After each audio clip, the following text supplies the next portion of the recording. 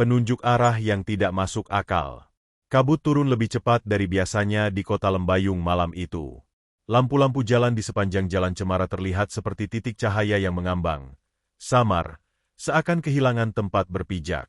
Raka Pradipta baru saja hendak menutup aplikasi pekerjaannya. Tubuhnya lelah. Tangan menggigil karena angin pegunungan yang mulai terasa menusuk. Ia hanya ingin pulang, mandi air hangat, dan tidur. Namun sebuah notifikasi masuk, satu pesanan terakhir. Biasanya, ia akan menolak, tetapi lokasi penjemputannya berada tepat di jalur pulang. Raka menghela napas panjang, lalu menekan tombol, terima.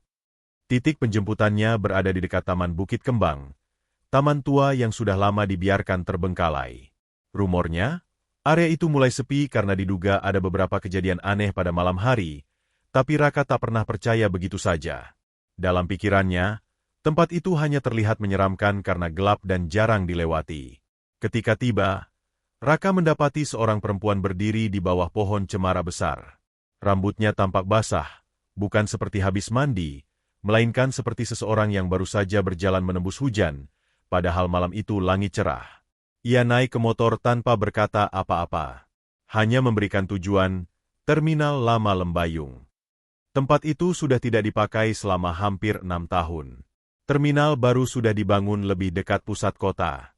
Yang lama dibiarkan kosong, perlahan menjadi bangunan retak yang dipenuhi lumut. Raka heran, tapi tidak bertanya lebih jauh. Belum lama motor melaju, perempuan itu mencondongkan tubuh sedikit, tanpa menyentuh Raka, dan mulai memberi petunjuk arah yang aneh. Belok kanan di gang yang tidak ada lampunya, katanya pelan. Raka mengerutkan dahi. Di depan ada 3 gang, semuanya gelap. Ia mengambil satu yang paling masuk akal. Namun perempuan itu kembali berkata pelan, bukan yang itu, yang lain. Suara itu membuat bulu kuduk Raka berdiri. Tidak ada logika seseorang bisa melihat jelas di tengah kabut setebal itu. Namun anehnya, setiap kali mengikuti arah yang diberikan perempuan itu, jalurnya selalu tepat. Seperti ia sangat mengenal jalan-jalan kecil yang bahkan warga lokal sekalipun jarang melewati. Hingga akhirnya mereka memasuki wilayah yang Raka tak ingat pernah dilewati. Jalannya sempit, tanahnya lembab, tidak ada rumah sama sekali. Hanya pepohonan dan batu-batu besar seperti pondasi bangunan lama. Raka mulai merasakan ketidaknyamanan yang sulit dijelaskan. Ia ingin bertanya, tapi udara dingin membuat kata-katanya tertahan.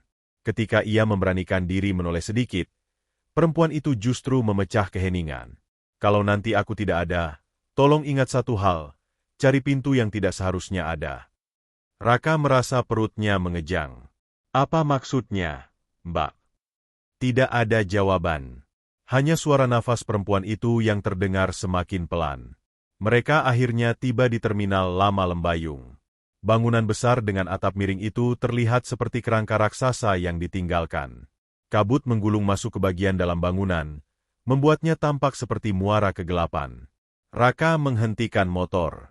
Kita sudah sampai. Perempuan itu turun perlahan. Namun sebelum benar-benar pergi, ia meletakkan sebuah benda kecil di boks belakang motor Raka. Entah apa, karena malam begitu gelap. Ia kemudian memberi petunjuk terakhir, dengan suara lebih lirih dari sebelumnya. Pintu itu akan terbuka malam ini. Dan tanpa menunggu Raka berkata apa-apa, perempuan itu berjalan masuk ke dalam terminal tua, lalu menghilang di antara kabut yang menutup jalur pandang seperti tirai tebal.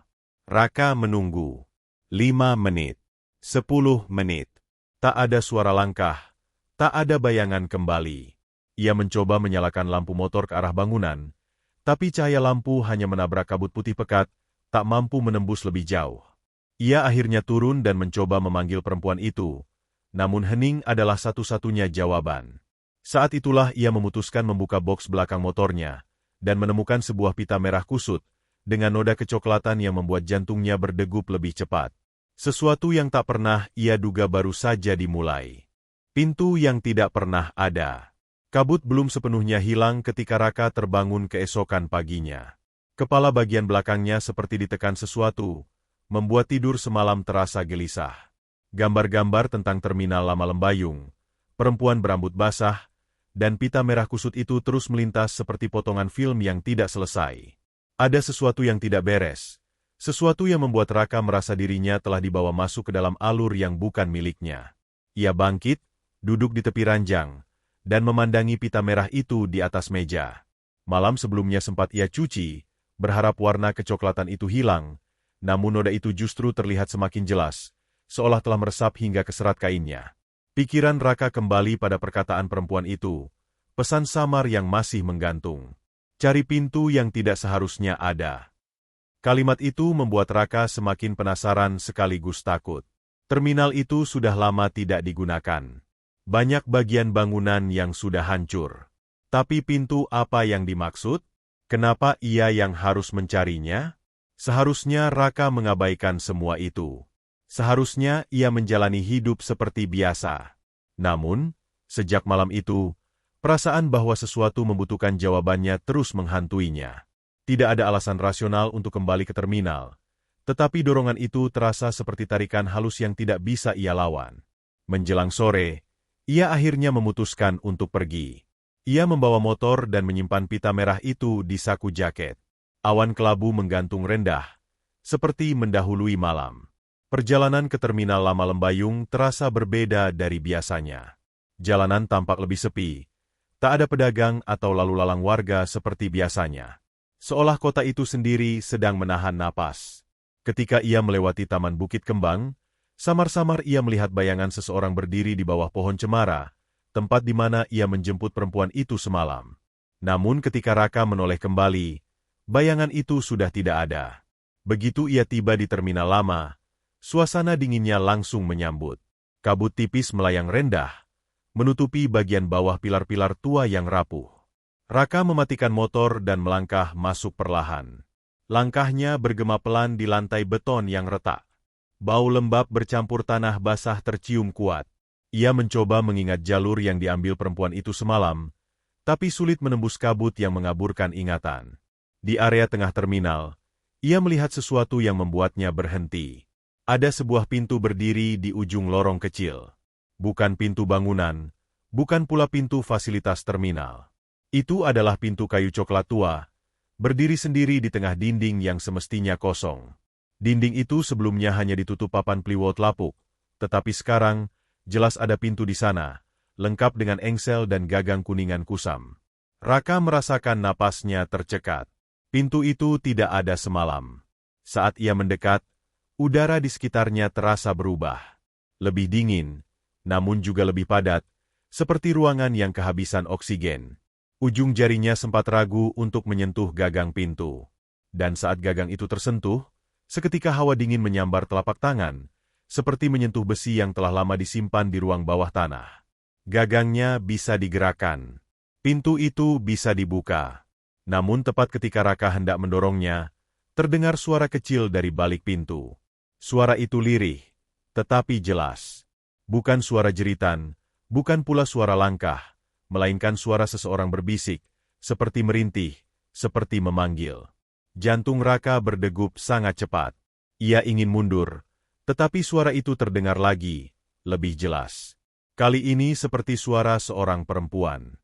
Dan suara itu seperti suara perempuan penumpangnya.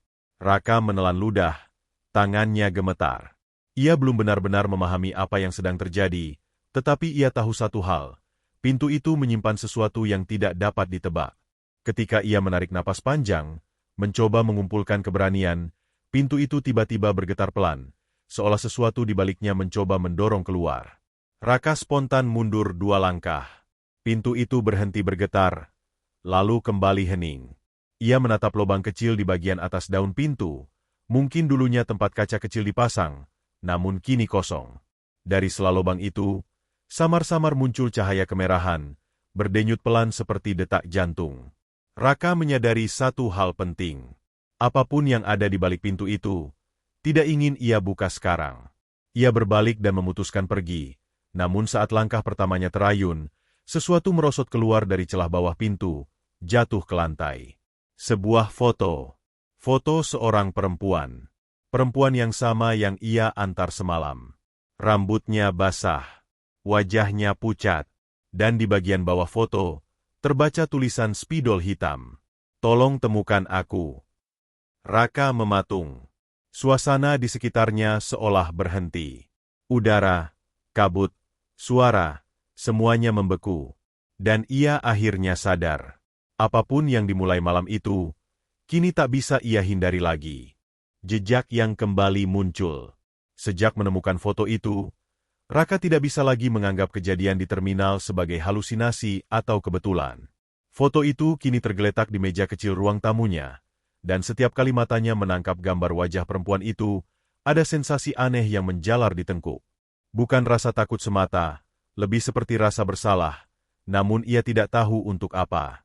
Ia mencoba bekerja seperti biasa, tetapi pikirannya terus kembali pada pintu kayu di terminal dan suara lirih yang berasal dari baliknya.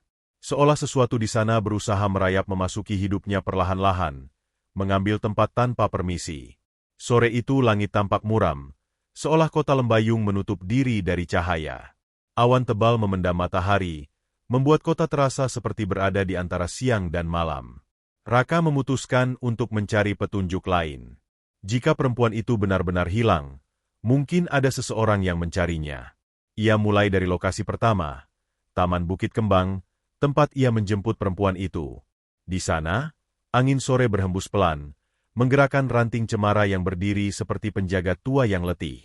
Taman itu seharusnya menjadi tempat bermain anak-anak, tetapi kini lebih sering kosong. Beberapa kursi besi berkarat, ubin pecah, dan kolam kecil dengan air yang hampir hitam karena lumut. Raka berkeliling perlahan, memperhatikan setiap sudut.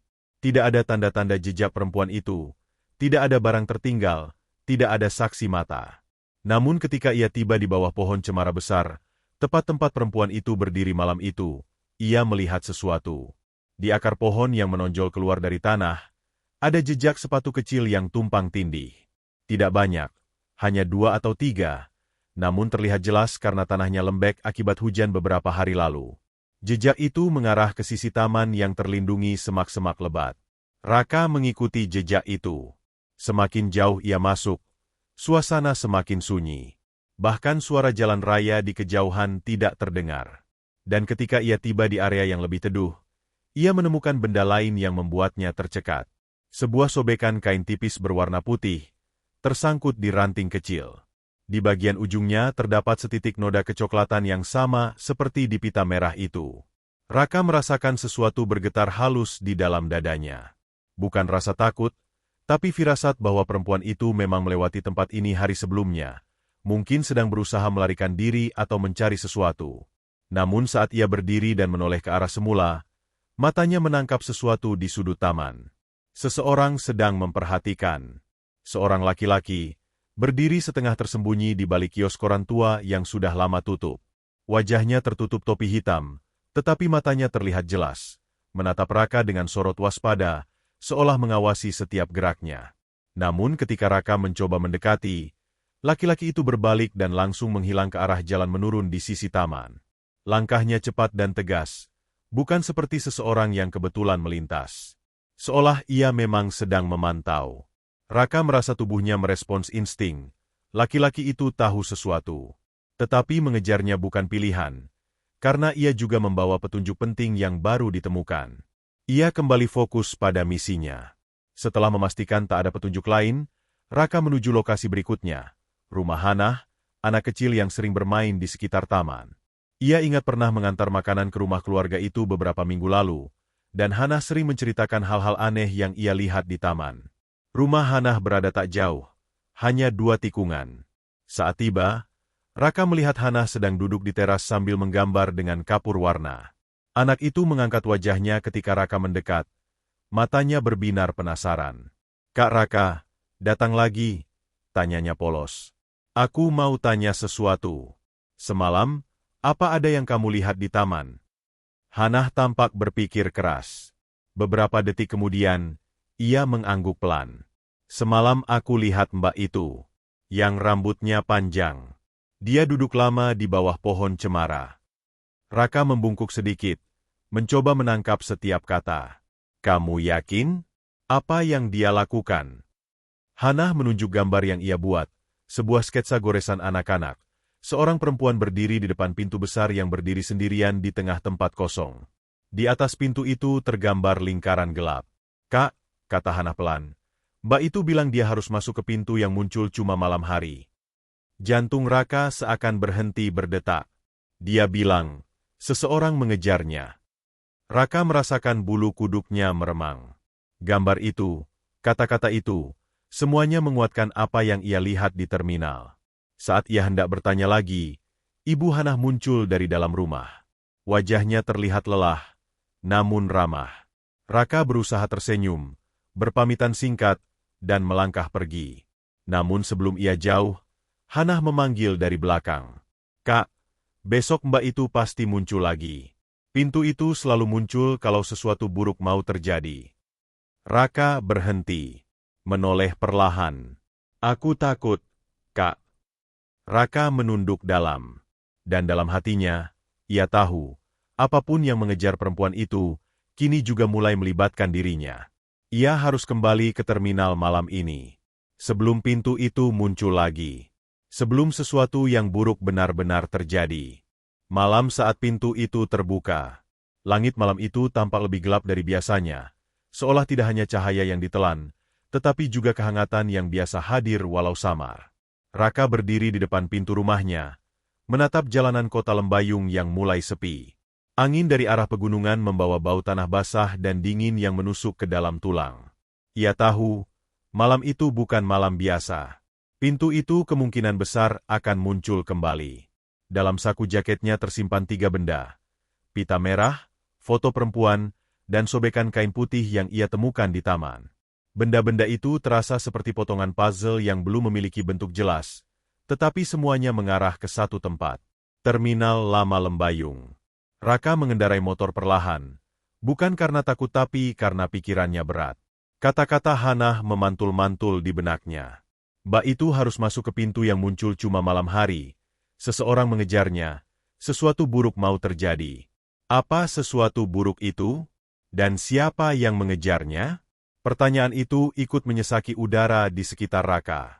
Ketika ia tiba di jalan menuju terminal, kabut mulai merayap dari sisi kiri dan kanan. Lampu-lampu jalan redup seperti kehabisan tenaga. Terminal Lama Lembayung berdiri di kejauhan seperti bayang-bayang raksasa yang memantau langkah setiap orang yang mendekat. Begitu ia mematikan motor, keheningan di terminal langsung menyambut. Bukan keheningan biasa, lebih seperti hening yang menunggu sesuatu. Raka berjalan masuk. Lantai beton terasa lebih dingin, bahkan melalui sol sepatu.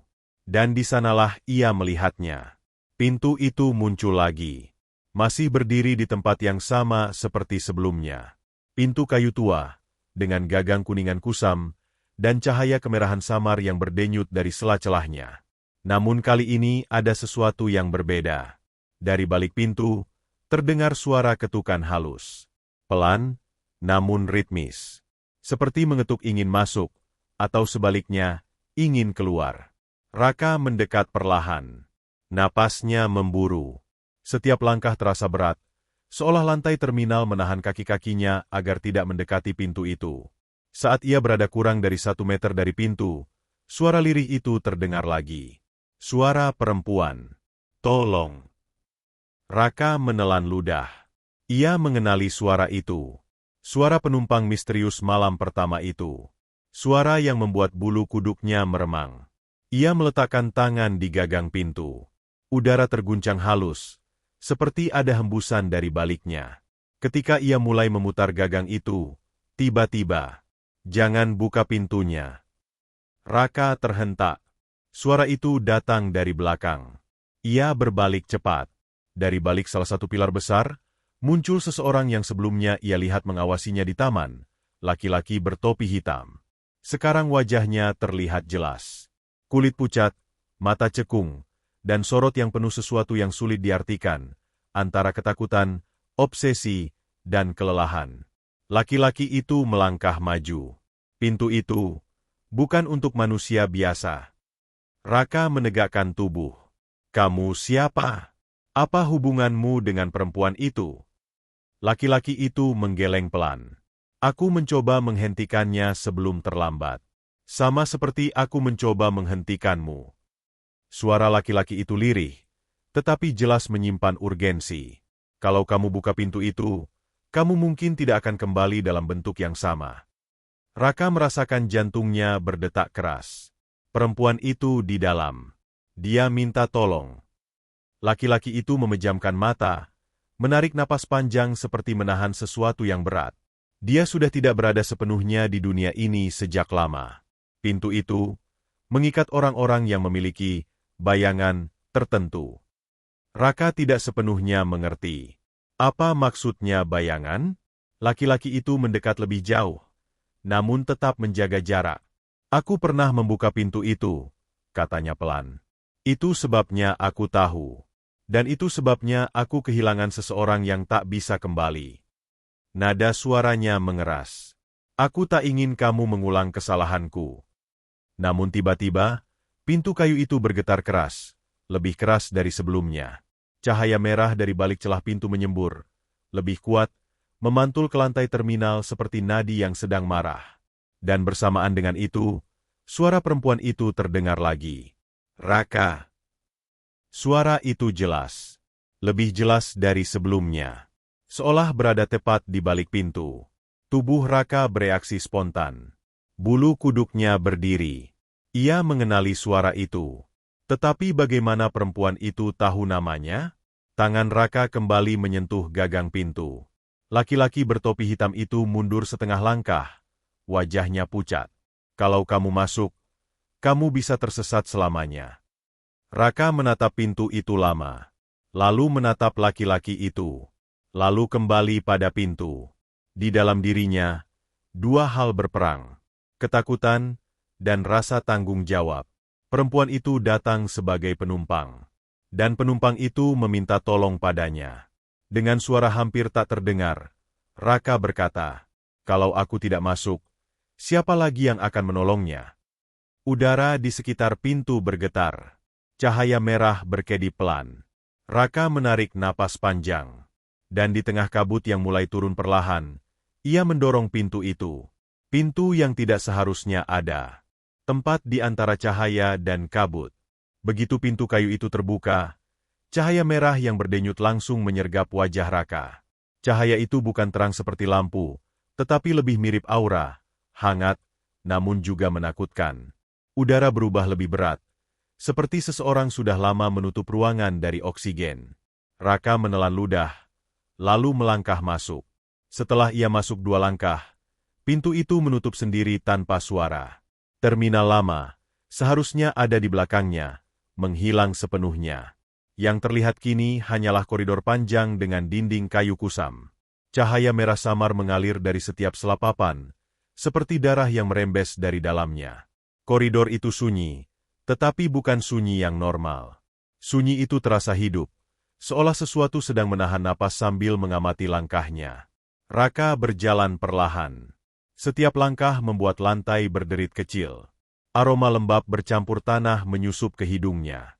Ia tidak tahu kemana arah koridor itu menuju, tetapi ia tahu perempuan itu ada di suatu tempat di sini. Raka. Suara itu terdengar jelas. Suara perempuan itu. Lebih dekat dari sebelumnya, mungkin hanya beberapa meter di depan. Raka mempercepat langkah, dan koridor itu kemudian terbuka menuju ruangan luas yang tidak mungkin berada di dalam terminal. Ruangan itu menyerupai aula kayu dengan langit-langit tinggi, namun gelap dan dipenuhi kabut tipis yang menggulung pelan di lantai. Di tengah-tengah ruangan, seseorang berdiri. Perempuan itu. Rambutnya yang semalam basah kini terlihat mengering, tetapi wajahnya tetap pucat dengan sorot mata sedih yang dalam. Ia mengenakan gaun putih lusuh yang sobek di beberapa bagian, sama persis dengan sobekan yang Raka temukan di taman.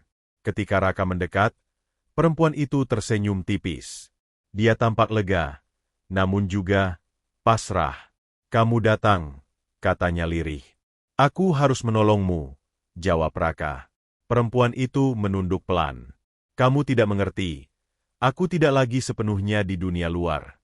Malam saat aku menaiki motormu, itu bukan pertama kalinya aku mencoba keluar. Dan setiap kali aku hampir berhasil, sesuatu menarikku kembali." Saat perempuan itu mengucapkan kata "sesuatu", ruangan bergemuruh halus. Kabut di lantai bergerak seperti hembusan napas besar dari bawah tanah. "Siapa yang mengejarmu?" tanya Raka hati-hati. Perempuan itu mengangkat kepala, dan untuk pertama kalinya Raka melihat sisi lain dari dirinya, bayangan gelap tipis yang bergerak pelan di belakang tubuhnya, seperti sosok lain yang menempel. Sesuatu yang memerlukan jiwa sebagai gantinya, katanya. Pintu itu muncul untuk orang-orang yang sedang dibayangi kemalangan besar. Dan setelah mereka masuk, pintu itu mengambil sesuatu dari mereka, sampai tak bisa kembali. Raka terdiam. Ia memikirkan laki-laki bertopi hitam tadi. Mungkin itu alasan laki-laki itu mencoba menghentikannya, karena ia pernah kehilangan seseorang di dunia ini. Perempuan itu melangkah mendekat. Kamu tidak seharusnya datang kemari. Aku datang karena kamu butuh bantuan. Tidak, balasnya lirih. Aku datang kepadamu malam itu, bukan untuk diselamatkan. Aku ingin seseorang tahu aku pernah ada. Kata-kata itu menusuk Raka. Perempuan itu tidak sedang meminta diselamatkan, ia meminta dikenang. Tiba-tiba, kabut di ruangan mulai bergerak liar. Suara geraman rendah muncul dari bawah lantai, membuat ruangan bergetar. Perempuan itu memicingkan mata dengan ketakutan. Waktunya hampir habis, katanya panik. Kalau kamu tidak pergi sekarang, kamu akan tertahan di sini. Dan pintu tidak akan membiarkan dua orang keluar. Raka mundur setengah langkah. Aku tidak akan tinggalkan kamu di sini. Tetapi perempuan itu justru tersenyum lembut. Senyum yang tenang, namun menyimpan perpisahan. Kamu harus. Dunia luar masih membutuhmu. Aku sudah lama meninggalkan dunia itu. Yang penting bagiku hanya satu. Seseorang akhirnya mendengar ceritaku. Lantai bergetar lebih keras. Cahaya merah berubah menjadi lebih gelap. Hampir hitam. Angin dingin menerjang dari segala arah. Perempuan itu menatap Raka dalam-dalam. Pergilah. Dan jangan buka pintu ini lagi. Sebelum Raka sempat menjawab, perempuan itu mendorongnya ke arah pintu yang tiba-tiba muncul kembali di belakangnya. Pintu yang sama, dari kayu tua dengan gagang kuningan. Cahaya merah menyilaukan keluar dari sela-selanya. Dorongan perempuan itu kuat, tidak sesuai tubuhnya yang tampak lemah. Raka kehilangan keseimbangan, terseret cahaya, dan brak, ia terjatuh kembali di lantai terminal lama. Pintu itu berada tepat di depannya. Tenang, diam, seperti tidak pernah terjadi apa-apa. Tapi ketika Raka mencoba membuka pintu itu, gagangnya terasa hangat, lalu perlahan menghilang bersama seluruh pintunya, seperti bayangan yang tersapu cahaya pagi. Terminal lama menjadi sunyi kembali. Raka berdiri, masih terengah. Dan di lantai, tempat pintu tadi berdiri, ia melihat sesuatu. Pita merah yang sama, namun kini terikat rapi dalam bentuk simpul kecil, seperti tanda perpisahan. Raka memungutnya, menggenggamnya erat. Di luar terminal, kabut mulai memudar. Fajar perlahan muncul di ufuk. Dan dalam cahaya lembut pagi itu, Raka memahami satu hal. Perempuan itu mungkin tidak kembali. Tetapi ia tidak lagi hilang dalam diam. Ia telah meninggalkan cerita. Dan Raka menjadi saksi bahwa ia pernah ada. Dan itulah akhir yang dibutuhkannya.